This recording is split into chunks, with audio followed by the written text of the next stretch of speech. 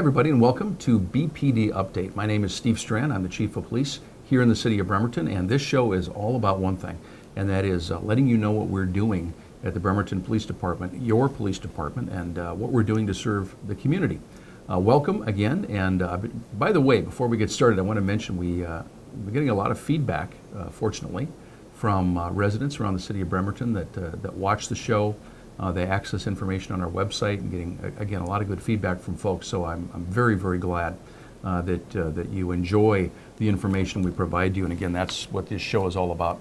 Important topic this month that we're going to talk about, and that's firearms safety.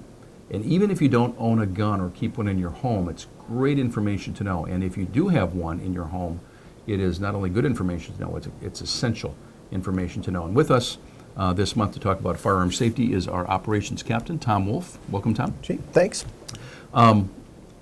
Everybody knows, I mean, if we say, please exercise firearm safety, there's a couple elements to it, and sometimes people get confused. There's safety in handling or using firearms, but also how to store them properly. So can you talk a little bit about both of those things and what sort of things we run into in law enforcement that cause problems?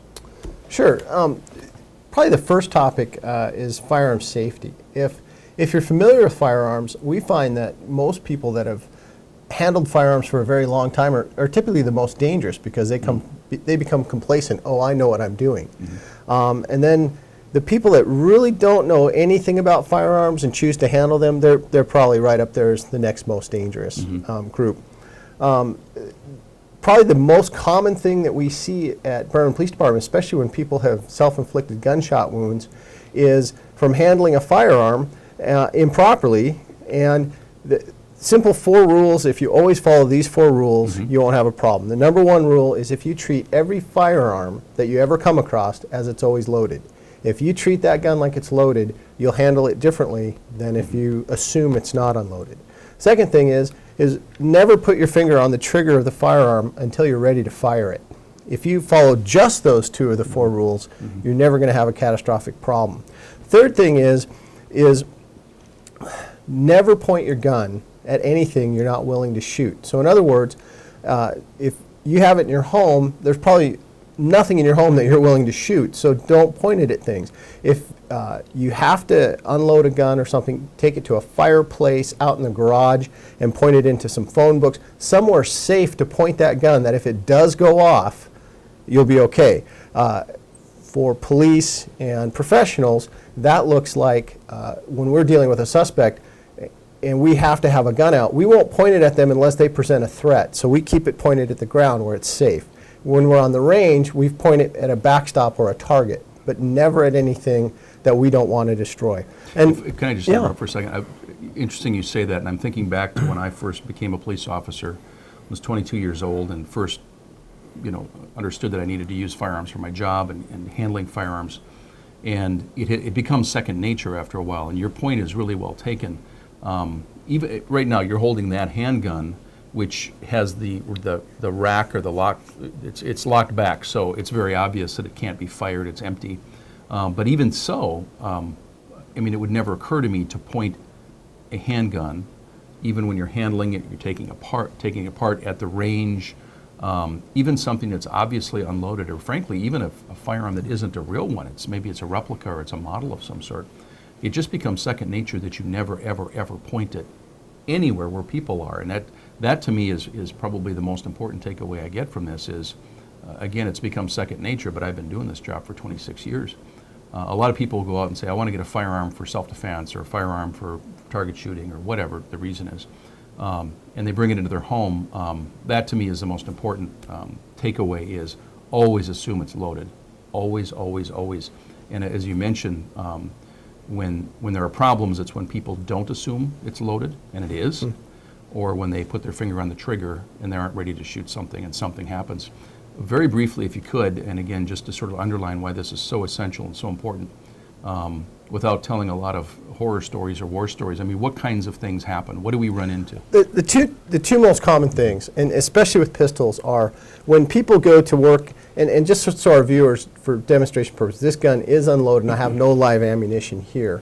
But what we see is we see people go to work the slide and they point it into their hand, or they go to work it and they point it into their own body, or usually down at their leg.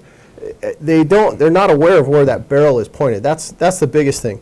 The other thing, especially with pistols, is the sequence in unloading a pistol is all the bullets are in the magazine, and what people do is they know there's a live round here, so they rack the slide.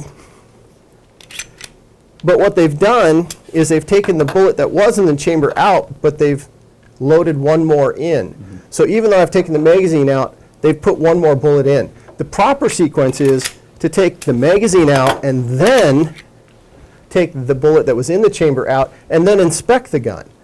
And that's probably the most common errors we see. And I just about 3 weeks before the taping of this show, we had an individual who was doing what you just described. Happened to be intoxicated, which is obviously a bad combination, and shot himself in the leg. Fortunately, it wasn't a fatal wound. And then, again, there's too many stories, unfortunately, to recount of people injuring themselves, killing themselves. And a little bit later, we'll get into how it affects kids, and obviously tragic outcomes with kids, particularly with storage. But one thing I'll say is this is good information for everybody, because unfortunately, again, if you watch the news, there have been tragic incidents involving police officers. I mean, it's not like we've got it all figured out either, and it shows you how really dangerous and important it is to always keep this stuff in mind. When you mentioned somebody pointing something at their hand, I worked with an officer many years ago in another state who was an experienced firearms instructor, handled firearms all the time, and forgot about that, and put, unfortunately, a round into his hand. And he was okay, but it happens, and so it's something you have to be very, very careful about. One of the reasons we really like to emphasize that. And if people have a firearm in their home and they're not comfortable with it, if they look at this and some of the things you're describing and they say, oh, I don't get that, I don't understand those kind of things. First of all, what's your advice on, first of all, keeping a firearm in the home if you're not really comfortable with handling it and know what the rules are? And number two, where can they get up to speed? Where can they learn more about it? Most of any of our local gun shops or gun ranges have ongoing training for people in basic firearms, and every time they do basic firearms, there's always safety that goes with that. And they'll teach home safety too, something that we even teach our own officers. When they go home now, something that we never thought about in the past, but it's become very evident through even things, current events like you're talking about. One of the simplest things to do is separate your ammunition from your firearm. So the ammunition goes somewhere completely else, out in the garage, somewhere else in the house, lock it up. And if you have kids, and even if you don't have kids, if your neighbor's kids, a very simple, most firearms today are sold with these simple devices, and it's just as simple as this right here. So you're just putting a cable basically through the It's a firearm. simple cable lock. It came with this pistol.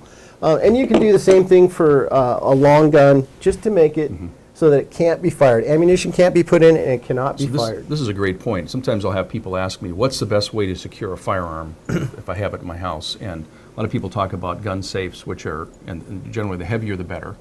The kind that can be bolted into the floor, and that's going to be very secure, something that can't be picked up. But this is a simple and really inexpensive way to make this unusable. Correct. And even a bad guy, if they got a hold of this, it's going to take some time to defeat that. Yeah, and this is probably aimed more at the people in your household, keeping them safe. If you want to keep a bad guy from your gun, then you want to get into safes. That's more of the big safe to guard against burglary. But again, I think what people are terrified of, and all of us are, is a child getting a hold of a firearm. You hear, again, the horrible stories that sometimes occur, and all of the after effects that come from it, no matter what the outcome is. And of course, we have the unfortunate tragic example in our city with the incident at Arm & Jar. But firearms, kids, finding guns, access to guns, this is a really simple way to deal with that. Yeah, and people ask me, especially with kids, and they know that I have kids, and they've always asked me, well, what do you do with your kids? And what I found was very early on is my children were very aware that I had a gun, and they were, of course, mesmerized by it, especially watching television, even at very young ages. It's magical. And what I did was I actually took them to the range, and I let them experience what a real gun, how loud it was. I helped them hold it while I fired one round, and suddenly it wasn't magical. It was just Remove the the mystique. curiosity. Yeah, Yeah. the mystique went away and the Yeah. curiosity went away, and we talked about safety with them. And then every so often I rebrief them on that. So before we talk a little bit about storage, and I did want to talk about that, what do you tell people to come to you? And I get the same question sometimes. I mean, we have the Second Amendment in this country. It's a constitutional right. People can purchase and possess firearms, and that's okay. People ask me, should I have a firearm for self-defense in my home? And I tell people that's your option. That's your choice. I don't say that that's something that I should decide for them. But what is your advice for people who say that they do wish to have a firearm in their home? And I always phrase it this way, it's an awesome right. It is also an awesome responsibility. And so many of the problems we have are people that don't take that responsibility very seriously. So if a person's watching this that may have a firearm in the home or is considering getting one, just in very general sense, what's your best advice? My best advice to them again is, and you hit it right on the head, the number one thing I tell them is it is an awesome responsibility. What we deal with in law enforcement, just in Bremerton last year, we had just over 24 firearms stolen out of private owners' homes. What happens with those guns typically is we find them again, but they're in the possession of criminals, obviously, because the person that stole it. But we're finding them in drug houses and with people that really ought to have guns, period. We, the police, have to then deal with that. So if the homeowner could have put it in a good safe or secured it in a way that it wasn't easily stolen, that would have been Right. Huge. Right. They could be preventing a next really big tragedy. Right. You know, there's a pretty extensive conversation that's occurred in our society over the last couple of years about firearms after the Newtown incident. Of course, just Aurora, Cafe Racer, I mean, unfortunately too many to count. In terms of access to firearms, both handguns and rifles. And a lot of people talk about gun control and talk about, what can we do as state government or federal government to limit access to firearms. And it seems to focus on a couple of things. One is what's generically called gun control. Another is access for people with uncontrolled or unmanaged mental illness to firearms. And then thirdly, getting guns off the street and out of the hands of criminals. And what a lot of people don't realize is what you just referred to. People sort of wonder, well, where do the bad guys get their guns? Well, they get them from stealing them in burglaries. And they're getting them from law-abiding citizens generally who have firearms in their home for whatever reason, and they're not storing them properly. So the takeaway is we have this big controversial conversation nationally about gun control and people's access to firearms. Remember that when criminals and people doing drive-by shootings and homicides and gang-related shootings, where do they get their firearms? From regular residents, regular citizens who are very well-meaning and who have a firearm in their home and they're not storing them so that in a burglary they're taken and they're on the street. Really, really important thing to remember. So with that in mind, can you just briefly talk about, again, with people that might be watching who have a firearm, how do they prevent them from being burglarized? If a burglary occurs in their home, what's the best way to keep their firearm from being taken? Some of the things we even talked to our officers about this is don't advertise. It's great to support whatever group. If you support the NRA, good for you. But when you put that bumper sticker on your car, you're telling everyone in the world that's parked in your driveway that you probably have guns in your house. If you think of it in those terms, is that how you want to support NRA, is by telling burglars you've got guns in your house? If you're going to do that, great, but then take extra steps to protect your guns. Have them locked up. If you can do it, I've seen some very elaborate ones where they're actually hidden very well. Most of the burglars that we have in Bremerton are hit and run. They're in, they grab whatever they can that's easy to find. They go to all the usual places, the nightstand, under the mattress, under the pillow, jewelry, cash, computers. But if they come across guns, they're going to grab them. If they know someone has a bunch of guns, we had a homeowner here in Bremerton who had quite a stash of guns, and they were not secured, and they were able to gain entry and steal a bunch of guns. And I'm always amazed again, having done this job for some time, that people will leave them in plain sight. And for whatever reason, and I've talked to people who say, well, I don't have kids in the house, so it's okay. Well, again, it isn't just about kids. It's about people committing burglaries. It's about just, I mean, people end up in your house for any number of different things, and the danger that's attached to it. You talked about big safes. If you go to a Cabela's or a Bass Pro Shop or any number of sporting goods stores, Dick's, and you get the heavy safes. I mean, are we looking for a heavy safe or the kind that bolts into the floor, or what are you looking for? Either will work really good. The more you have to make the bad guy work or stay there, they're not going to take the time. If they're after something specific, and I mean, eventually any safe can be tapped and all that, but it's in general 90% of your burglars aren't going to spend the time. If they can grab the safe and run with it, they'll definitely do that. There's a lot of little portable gun safes for, like, you can just put one handgun in it near your bedstand. You need to bolt it to the bedstand. Anything you can do to make it harder for them, they're just not going to spend the time because they're already nervous, and every noise they hear outside, they assume it's the police. So if you can make it take longer for them to get at it, you're just, this is the best you can do. Right, and again, I'll circle back to the point of it isn't just about protecting something valuable that can be sold or stolen. It's about keeping a firearm off the street and out of the hands of people who are going to do bad things with it. Gun violence is driven in large part, or part of it is driven by the fact that people are not securing their firearms soundly, or they're not securing them well. And that is something that all of us can do something about right now. And it's not something that's going to require congressional action or some sort of change in the law. That's something we can all do right now. So I encourage all of us to be very cognizant of that. If you know friends or family that have firearms, I would encourage you to talk to them and to do the same. Talk to them about storage. Talk to them about access from kids, because we don't ever want to have a tragedy like we had at Arm & Jar with a firearm being used and seriously injuring. Fortunately, it was an injury that she's recovering from, a beautiful little girl.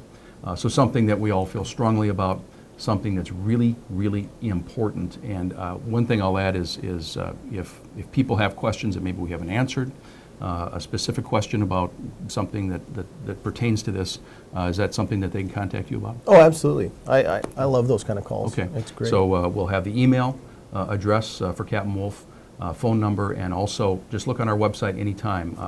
Captain Wolf's email and phone number are right there, or just send it to Ask the Chief. We have an Ask the Chief button, and I'll direct it to Tom. We'll get those questions answered for you. That's why we're here, is to help you to do those things and make good decisions about firearm safety in your home. Thanks for joining us, Tom. Glad to be here, Chief. All right, and we'll be right back.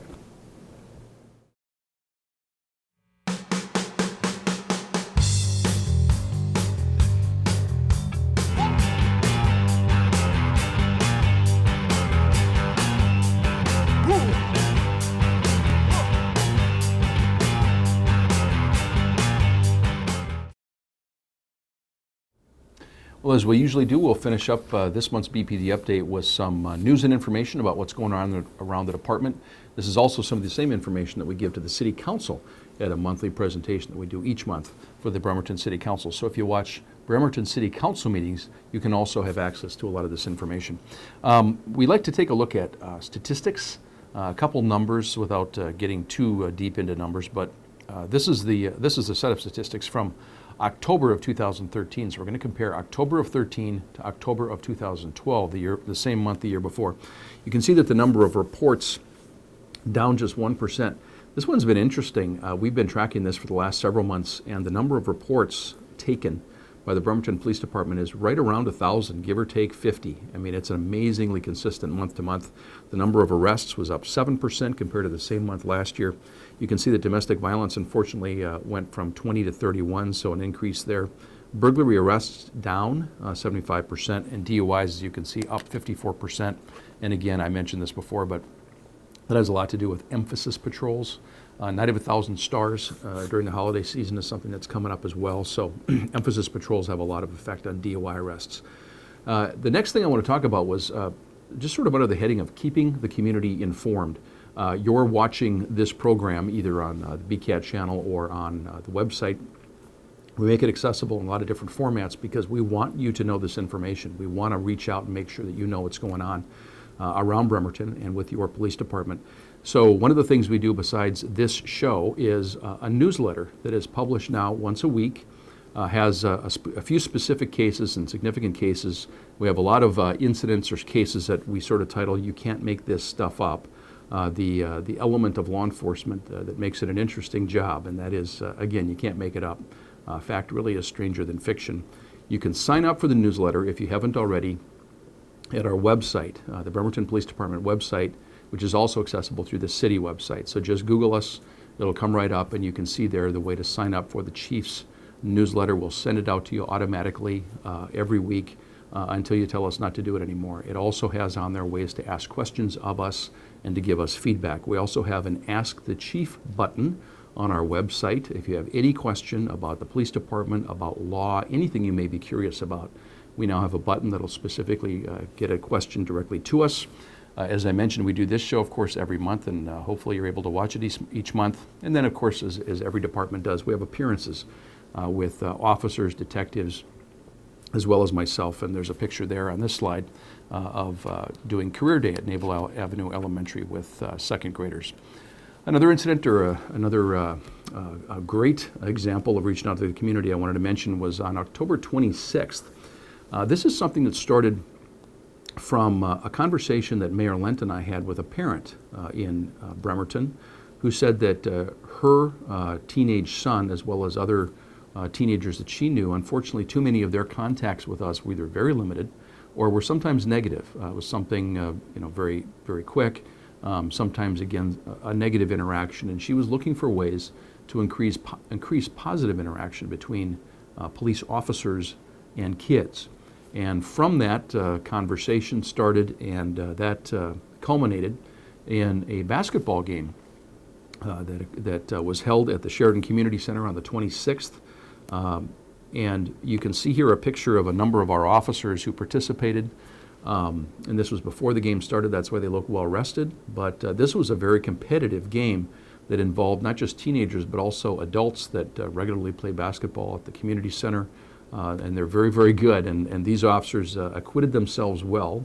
We didn't have as many points as the other side. But what was even better after that game was that everybody sort of broke up into small groups to play 3-on-3, mixed teams up between kids and officers, and everybody had a great time. Pizza was donated, and there was a lot of people there. I would estimate about 150 people in the community center, kids, adults, and it was a great experience, and the officers had a really tremendous time. Wanted to specifically thank Mount Zion Church, who has done some of that outreach with us and has worked with young people, and the pastors there have been great to work with. We are going to continue to look for opportunities and to work with the church and the community to increase positive interactions with young people and our officers. And it's not just good for the young people, it's good for officers as well to experience some of that positive interaction. You might have read about this in the paper. It was in both the Bremerton Patriot and the Kitsap Sun. But we have now gone to a new option for our officers to wear for their uniform. And in this picture, you see the sort of comparison of the two options that our officers will now have.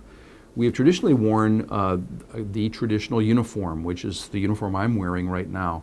A shirt and pants, a regular gun belt. They're generally made of either polyester or wool, and they're fine. We've worn them for a long time, but they're not very durable. They don't wear very well, and they're not the most comfortable things to wear either.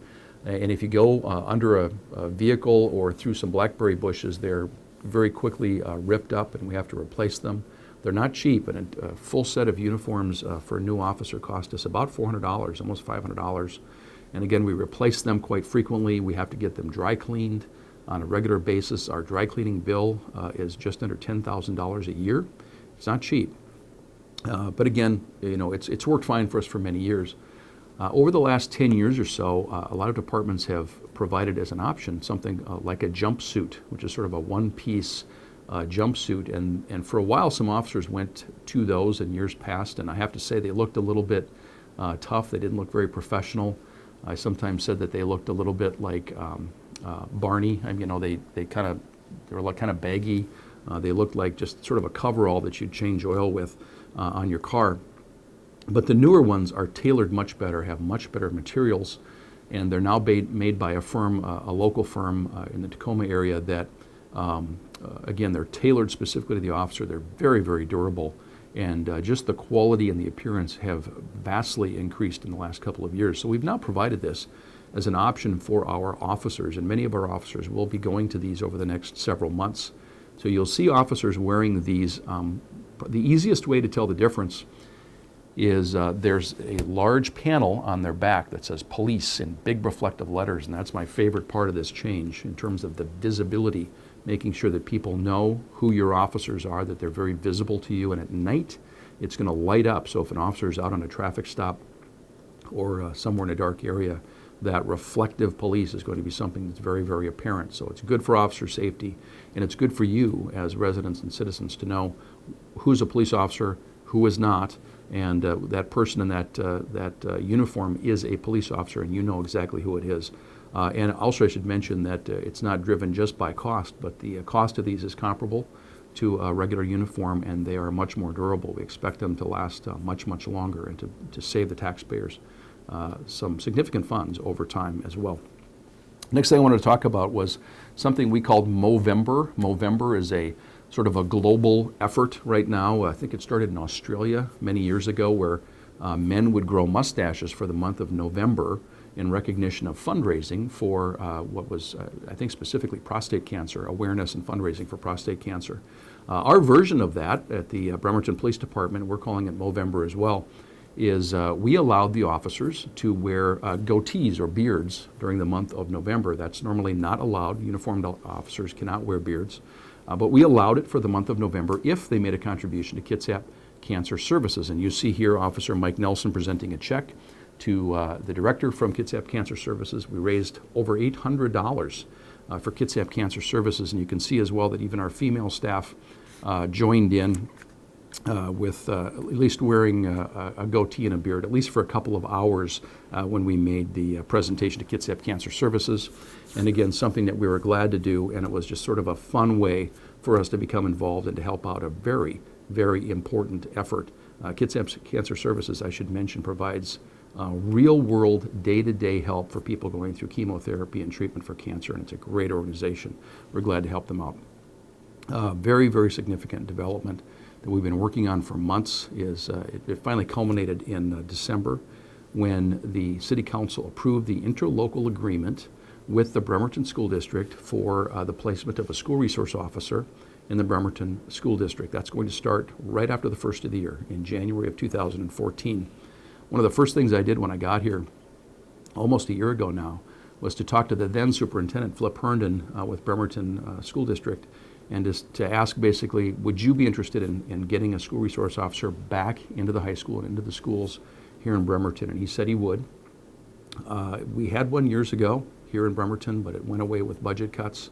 I had the opportunity to be a school resource officer in my career many years ago, and it is a very, very important position in terms of preventing crime, in terms of helping kids succeed in school, in providing a great environment for learning in our schools, and again, providing a great connection between the police department and young people.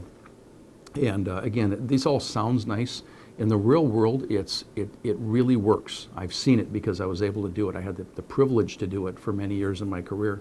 So something I've always felt very strongly about. Aaron Lavelle, the current superintendent, picked up the ball and ran with it.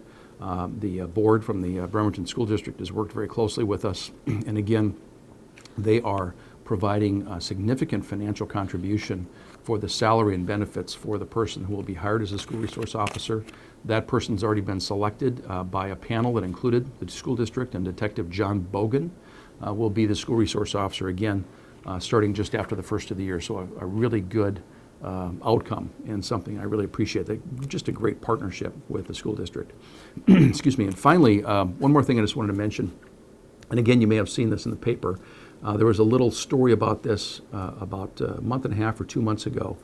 Excuse me. One of our former and retired officers, Ruth Head, who was featured in last month's BPD update, is almost 90 years old, and she brought in some of her memorabilia and her uniform to be displayed in our display case here at Bremerton PD. And it was also mentioned in her scrapbook that she brought with her that in 1969 she had applied for a promotion to sergeant. And it was denied by the Civil Service Commission and the city attorney, who said, this is specifically restricted to policemen. Your title is policewoman, so you can't apply. And it's kind of amazing to think that that's what happened, but it did. And a couple people mentioned to me, why don't you correct that? And so we did. And so we made a presentation at the council meeting in the early part of December, after mentioning that Officer Head was Bremerton's second female officer. She served from 1955 to 1981. She walked a beat generally in downtown Bremerton. And I noted a couple things that I wanted to mention to you as well.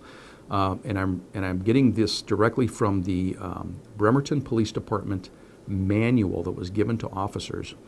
And I'm quoting here: the police woman will see that police headquarters at all times is clean and in good order. In other words, one of the responsibilities in the manual for policewoman was that they clean up the station. Hard to believe. Also, and again I'm quoting, they supervise female prisoners, inspect disorderly or suspicious premises frequented by women and children, and order their removal from taverns, theaters, dance halls, etc. So the policewoman needed to go around downtown, find women and children, and get them out of taverns and dance halls. Sort of a different world, but that's what Ruth did. And then in a different document, it wasn't in the manual, but in a different document that we located, it also said that policewomen can do clerical work and deliver messages, and that all these things which must be done, but are distasteful duties to the average male regular officer, the strange, gentle, and often intuitive abilities of the female have been recognized by many an administrator. That is the world that existed when Ruth served as a police officer. Thankfully, things have changed, and it didn't just change because it did. It was because people chose to make change, and people who were pathfinders, who broke the mold, like Ruth, were the people that helped us to get to where we are now, where we have police officers, male or female. We call them police officers. It's the way it should be. So she applied for a promotion to sergeant and was denied. We were able and really honored to present Ruth, and you see here in this picture, we were able to present Ruth with a certificate promoting her to the honorary rank of sergeant, effective December 2013. And again, she's almost 90. It occurred way too late, but at least we were able to do something to recognize what had occurred before and to hopefully correct a little bit of it. And she was very, very pleased, along with her family, to receive that promotion. So we refer to her now as retired Sergeant Ruth Head, and we congratulate her. So that is a quick overview of what's going on around Bremerton PD. We're getting into the holiday season and on into January, and unfortunately, this is a time of the year where we unfortunately see a lot of drunk driving incidents, drunk driving arrests, drunk driving crashes. Not just New Year's Eve. New Year's Eve has become kind of the stereotype. Frankly, not a lot of people drink and drive on New Year's Eve because there's so much attention paid to it. But around Christmas, around New Year's, and then as you get into January and February and the Super Bowl, it's just a time, unfortunately, where we see too many crashes and too many drunk driving arrests. So be very cognizant this time of the year, and of course all year, but especially this time of the year. Get a designated driver. Please don't drink and drive, and stay safe out there. We're really privileged and honored to work with you as we finish up this year. We hope that this show provides you some good information. We look forward to seeing you again as we move into 2014. We'll see you next time on Bremerton Police Department Update. Thanks.